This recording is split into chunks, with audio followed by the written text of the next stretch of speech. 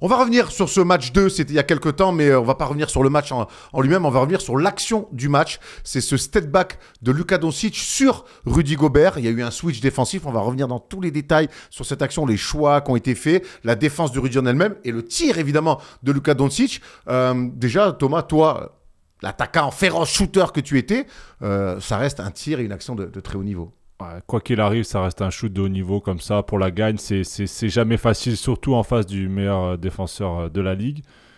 Puis bravo à Luka. Après, il y a un choix qui a été fait, mais quand tu te retrouves en bugne-à-bugne, tout seul quasiment en tête de raquette pour l'arrêter, on sait que c'est pas forcément le choix idéal. Et moi, après le tir, vraiment, c'est pas le premier truc que je me suis dit. C'est pas Rudy Gobert, il a mal défendu. Hein, je pense qu'ils auraient dû prendre d'autres options défensives à partir du moment où il était 1 contre 1.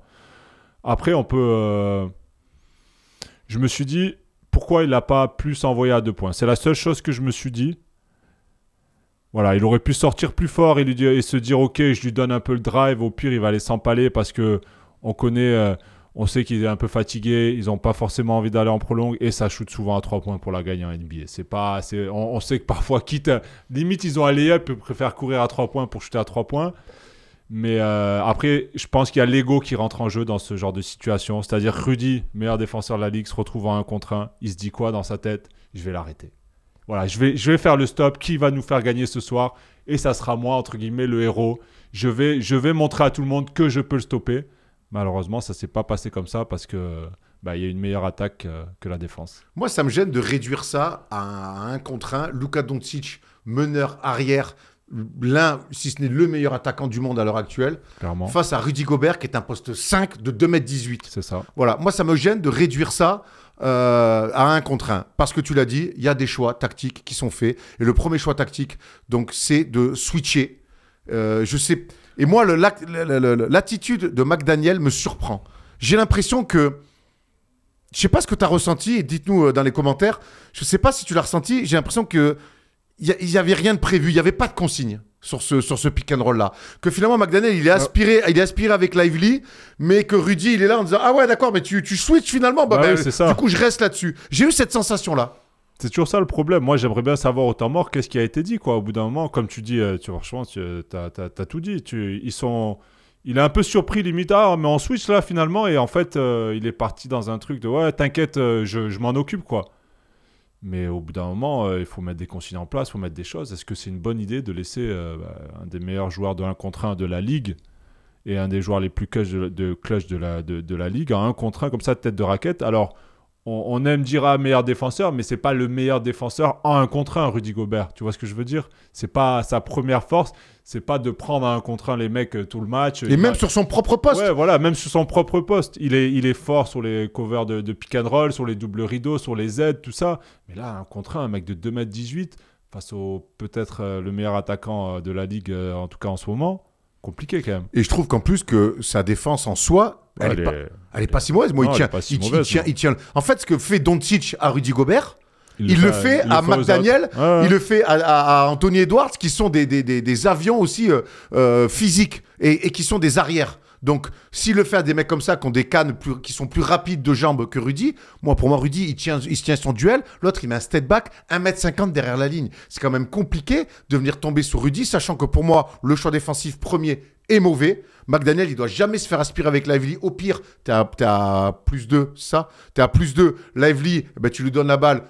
On sait que c'est un bon playmaker pour de la passe, mais si tu coupes tout, vas-y, Kiki, rookie, va me mettre un flotteur ou un tir à mi-distance pour essayer d'accrocher une prolongation. Voyons ça. Donc pour moi, faut trapper parce qu'on veut tout sauf que Doncic ait la balle. Et ensuite, à partir du moment où Luka est face à Rudy Gobert, pour moi, les dés sont jetés. Ça n'appartient plus.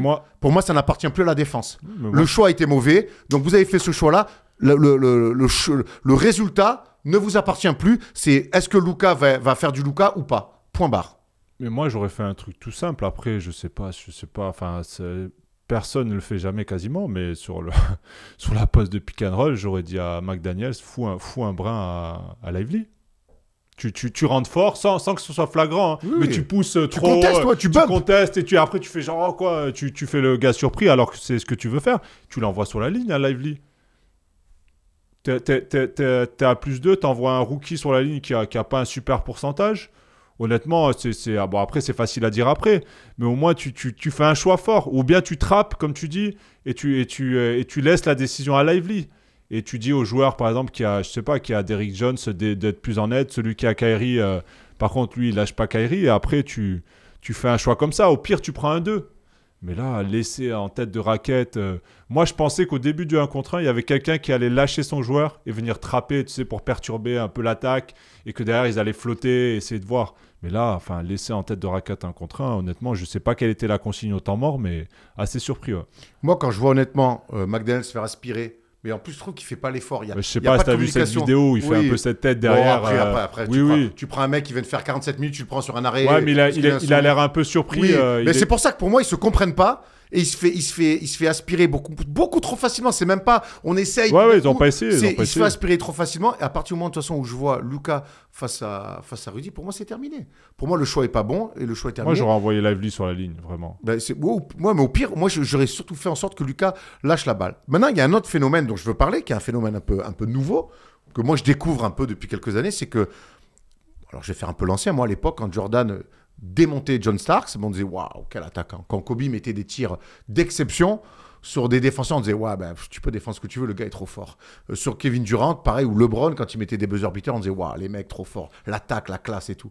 Aujourd'hui, quand des mecs mettent des gros tirs, on parle plus du mec qui met des gros tirs, on parle du mec qui a pris un tir fantastique sur la poire en disant ah ben c'est ça les bons défenseurs, c'est ça Rudy, il est DPOY, il est meilleur défenseur du monde, c'est ça un bon défenseur. Donc ça veut dire que déjà dans la définition, ça veut dire que tu es bon défenseur en fait, donc tu n'encaisses jamais de panier, tu n'encaisses jamais de panier sur la tronche. Et là on rappelle c'est un arrière meneur ultra talentueux, meilleur scoreur de la ligue cette année, face à un pivot qui met un step back à 1m50 et on va tomber sur le défenseur. C'est quelque chose qui m'échappe.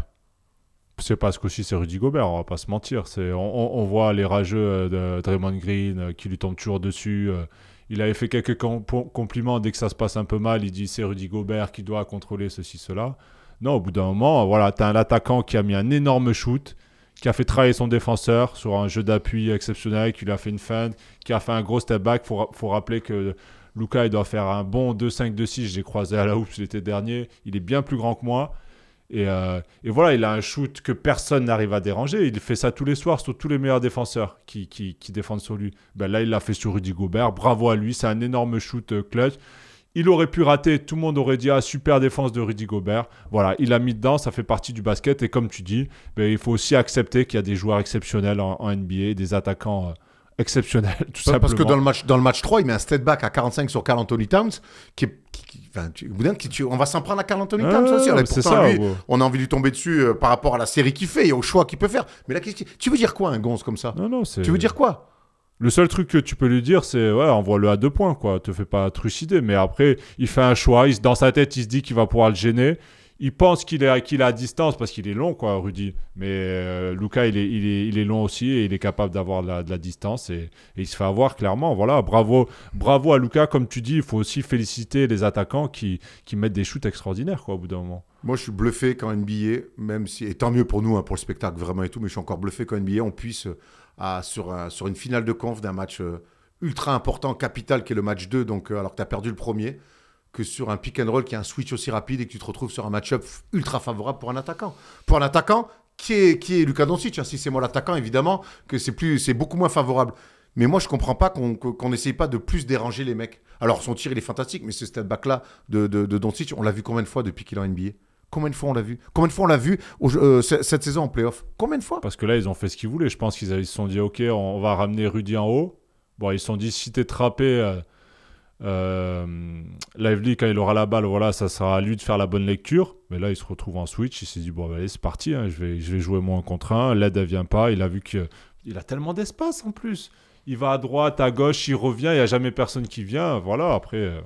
bravo Lucas, qu'est-ce que tu veux que je te dise. Voilà, on voulait faire en tout cas cette petite vidéo, pas spécialement pour défendre Rudy, mais pour avoir l'avis, sur un ressenti, sur une action qui peut être clairement l'une de ces actions des playoffs, et puis encore revenir, comme on adore faire, sur des choix tactiques à des moments importants. Et en tout cas, moi j'arrive à être encore bluffé par certains non-choix ou certains choix, parce que c'est la NBA. Parce que pour un switcher comme ça, alors que l'écran est à peine posé, bref, il y a quelque chose qui m'échappe. Dites-nous dans les commentaires, en tout cas, si vous partagez cet avis-là, si vous êtes contre, si vous auriez fait autre chose défensivement. À vous de nous dire.